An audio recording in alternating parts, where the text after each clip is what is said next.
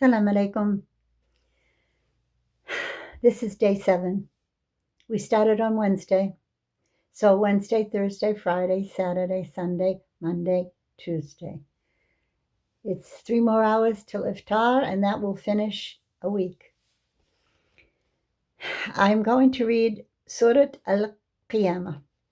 And once again, we're referring to Judgment Day, those who disbelieve, and the difference between what's going to happen to the good people who believed that there would be a judgment day and the deniers of a judgment day. You know, it's not a big surah. It's literally one full page, or maybe a little bit more. So I'll separate it into 2 pieces. As I'm reading, try and comprehend why you wouldn't believe in it. Why would you just not say, well, yeah, it seems pretty weird, but I believe in it? Because if you don't believe in it and you die in that state, direct fire. Allah really doesn't like it when you ignore Him and deny Him to that extent that you couldn't even go so far as to perhaps try to believe in that. And then when you try to convince people, if you're involved in teaching, you would say, well, do you really think that all these terrible criminals, these Satan worshippers and these drug dealers and just these insane criminals, do you really think that their end is going to be the same as someone who is a good person, helps people, lives a moral life? Doesn't it make sense that there has to be a differentiation between the end of the good people and the bad people? Or shall we not even assume that there's any such thing? We'll just cast morality to the wind and say, I don't know. It's kind of where we are now in America. And I think the snowstorm, did you see it? This is day 2. It's still coming down strong. And they've got 2 feet in Massachusetts. You know how big that is? 2 feet of snow. People can't get out their doors. When they open the door, the snow is up to the top threshold of the door. Does that make them ponder? Probably not. Probably high on gummies or some sort of drug that they're using. Let's get down to, I call it sanity, peace, reality, certainty, Allah's words. Don't worry about them, but you have to warn them, right? Can't force them. No, there's no force in this religion. There's warnings. Allah calls this book a reminder. It's no more than a reminder. أعوذ بالله من الشيطان الرجيم بسم الله الرحمن الرحيم لا أقسم بيوم القيامة ولا أقسم بنفس اللوامة أيحسب الإنسان ألن نجمع عظامه بلى قادرين على أن نسوي بنانه بل يريد الإنسان ليفجر أمامه يسأل أيان يوم القيامة فإذا برق البصر وخسف القمر وجمع الشمس والقمر يقول الإنسان يومئذ أين مفر كلا لا وزر إلى ربك يومئذ المستقر ينبأ الإنسان يومئذ بما قدم وأخر بل الإنسان على نفسه بصيرة ولو ألقي معاذيره لا تحرك به لسانك لتجأل به إن علينا جمعه وقرآنه فإذا قرأنا This piece of hair is bothering me. فإذا قرأناه فاتبع قرآنه ثم إن علينا بيانه. So this will be the first half. of Surat Qiyaamah. I swear by the day of resurrection, and I swear by the reproaching soul. And what does that mean if you want to go down to the footnotes? The reproaching soul has to do with that of the believer, which blames him when he falls into sin or error. It should be here translated it shouldn't be which blames him. It should be that of the believer who blames himself. But you see, translations are sketchy at best, and when they're bad grammar, it's worse.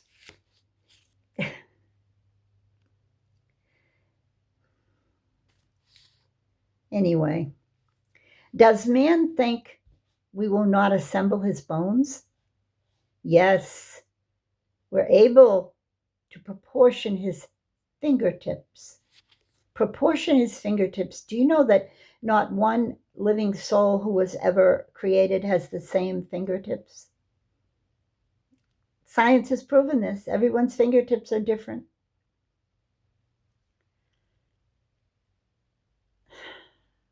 And you know, when you're burned, or let's say you've been in a terrible accident and you've lost your fingertips, they grow back the same way because Allah made the fingertips.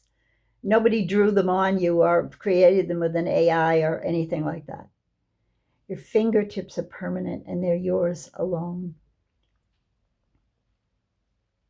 But man desires to continue in sin.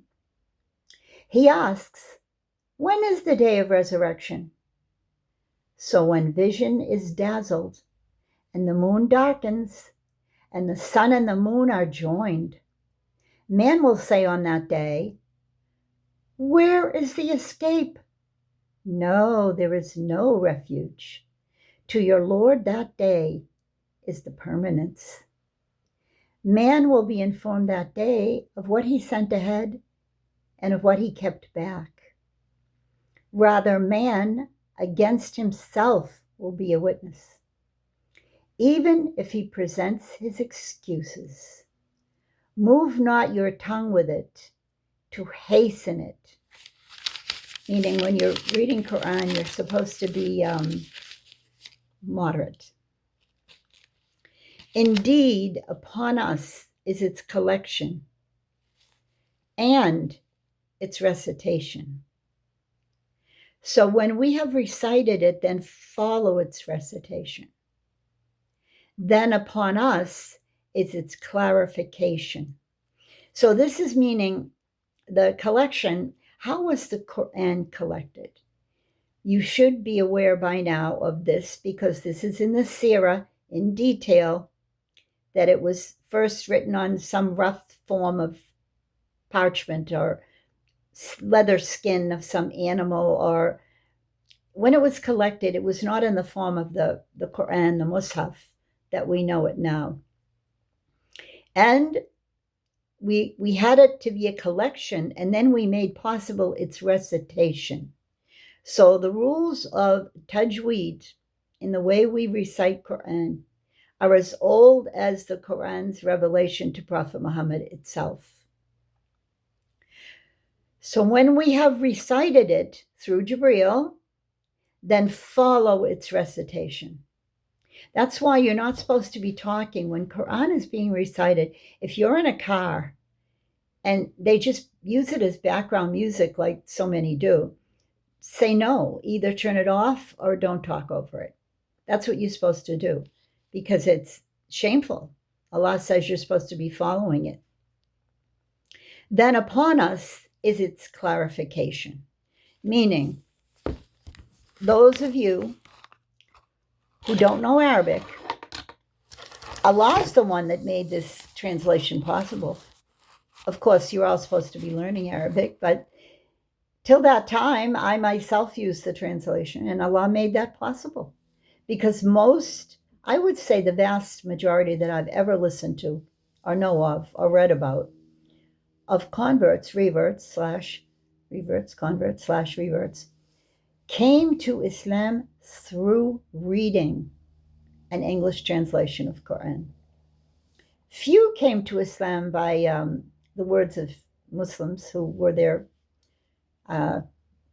maybe fellow students in university, or maybe just the person in the shawarma shop, or there's not enough dawah by mouth. There's not enough spreading the word like the Jehovah's Witnesses do. They literally will accost people in the street, knock on your door. That's what we're supposed to be doing, but gently. But the Muslims don't seem to be up to the task. They really don't. I'm still waiting. I do it, and then everyone accepts it, and nobody has ever once, ever in all my 42 years of being a Muslim in America, because that's where I do it, no one's ever said, will you go away, you're a pain in the neck, I don't want to hear it. Not once. And I think that's a good thing to tell you about, because why don't you try? And don't think you have to be a scholar or an expert. No, you certainly don't. You can give them one verse of the Quran. You could give them the one I just gave you. There's a verse in the Quran when Allah says it's a dhikr. It's just a reminder. Allah describes the Quran as nur, of course, light, and haq, of course, truth, of course, guidance. So huda is guidance. Nur is light. Haq is truth. And he also says it's not but a reminder. Dhikr.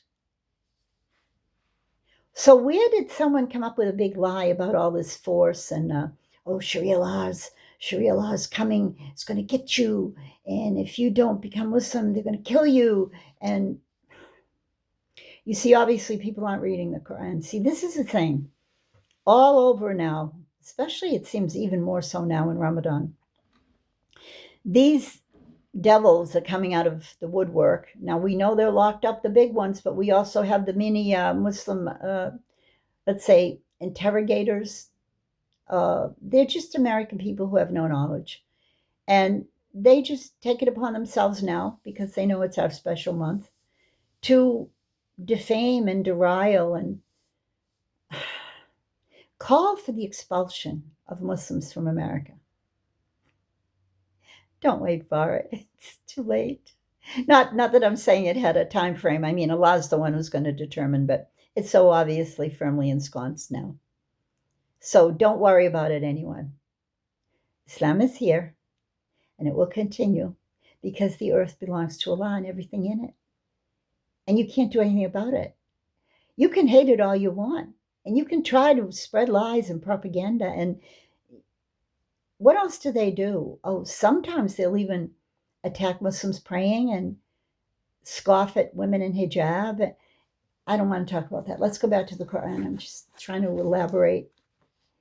I want to clarify some more, because we only have another half page. I told you this is a short surah.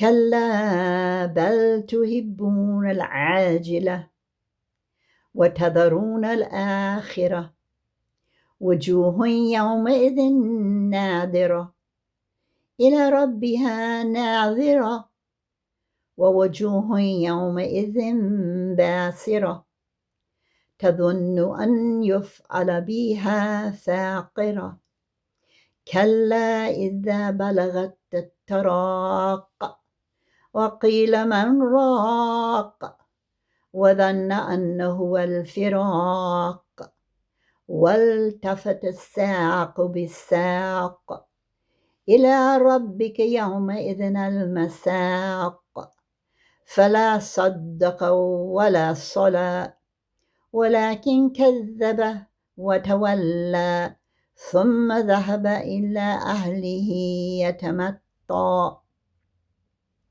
أولى لك فأولى ثم أولى لك فأولى أيحسب الإنسان أن يترك سدى ألم يكن نطفة من مني يمنى ثم كان علقة فخلق فسوى فجعل منه الزوجين الذكر والأنثى أليس ذلك بقادر على أن يحيي الموتى. I really like this last half because it's got all those scientific proofs and miracles in it that science is just now totally recognizing and accepting. So we really are in a special, I don't know what to use, we're in a special crossroads, pardon the euphemism. We're at a special place in time where all of this is being revealed by scientists, American scientists, as 100% true. I remember my sheikh would say, oh, it's so weird, in America, Muslims, they'll become Muslims, and even though they know it's the truth, most people won't believe it just because Prophet Muhammad said it. Prophet Muhammad told us these are the words of Allah, but when an American scientist with a PhD from a big university proves it, they'll accept it. Because is that where their heart is? I don't know. It should be enough, but I really don't think it hits you unless you know Arabic. I can tell you forever, it's so different in Arabic, and Allah's the one who's going to guide you, yes or no, to want to learn, because most people don't want to. Although you're supposed to. Ibn Taymiyyah says, they of course say he's the tough guy. No, he's the most merciful of the complete. If you want to take the ulama in a group, Ibn Taymiyyah is the most merciful. Let me make this small aside, and then I'll go on to the translation. You know how they say talak, talak, talak, and the 3 divorces and all that insanity that goes on in the Middle East? Which is totally against the Quran. If you just study the rules of divorce in the Quran, you'll know that you can't do it like that. But people don't care, and they just do it anyway. Ibn Taymiyyah came out and said, no, it doesn't work that way. You can't do it like that. This 3 divorces is considered as one. In other words, it truly is only one if you're going to say to your wife, I'm done with you and I'm never coming back to you, and you don't deserve that I ever would come back to you because I said to you, inti talak, talak, talak. No, because you have to do the procedures that follow from that, meaning stay with her in the house, don't kick her out of the house, don't send her back to her family. All of this ignorance has to do with people not paying attention to the Quran. And you know what? Do you think those rulers care if you know the Quran or not? Au contraire, bil-aks, kalla, balla. They like it like that. That's how they can get away with all that they get away with. Doesn't that make your blood boil? And these are supposed to be Muslim rulers? How much is education in Quran with understanding? I just don't mean memorizing when you don't know anything about what you're saying, which is the norm. I think that's the major problem we have in the Middle East. People don't know what the Quran says. And moreover, which I consider worse, they use the slang Arabic when they have the real words of Allah, and they prefer the slang. So right then and there, I don't think they deserve much after they do that. Okay, so 22, and I'm going to read the last half.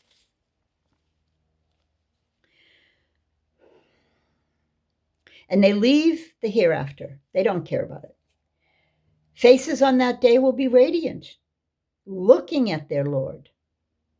And some faces on that day will be contorted, expecting that there will be done to them something is in parentheses here, but expecting there will be done to them back-breaking. No, when it has reached the collarbones, that means your soul, your spirit, when it's leaving your throat, it goes up. And it is said, who will cure him? And the dying one is certain that it is separation. And the leg is wound around the leg. That means when you're wrapped in your keffin. To your Lord that day will be the procession. And he had not believed, nor had he prayed, but he denied and turned away. And then he and then he went to his people, swaggering. In parentheses, they put in pride. Woe to you, and woe, then woe to you, and woe. Look at this 4 times. Does man think that he will be left neglected? Had he not been a sperm from semen emitted? Then he was a clinging clot. And then Allah created from it and proportioned him and made of him 2 mates, the male and the female. Is not that Creator able to give life to the dead? So this, and I'm no scientist and I'm no expert, made of him 2 mates, the male and the female. This one verse is subject to so much interpretation. They use words like the zygotes, and they split, and one becomes the male chromosome and the female chromosome. And we know that Allah says he created dhakar wa untha, and the first creation was a man. So if you want to take this verse and do more research with it, be my guest, because science is not one of my strong points. And there's still no real absolute tafsir that would coincide with what you were taught exactly. So rather than think about what I was taught with all the Jewish textbooks that we all know now came from, let's not even, you know what's going on with this textbook scandal in American public schools. So now it's 22 minutes. Good place to end. Let's just say Allah created the male and female, and then he says the male is not like the female. And then he's already told us the first human creation was Adam, and he was a man. Don't make it convoluted, because they didn't know anything anyway, and they lied on purpose to us. Assalamu alaikum wa rahmatullahi wa barakatuh.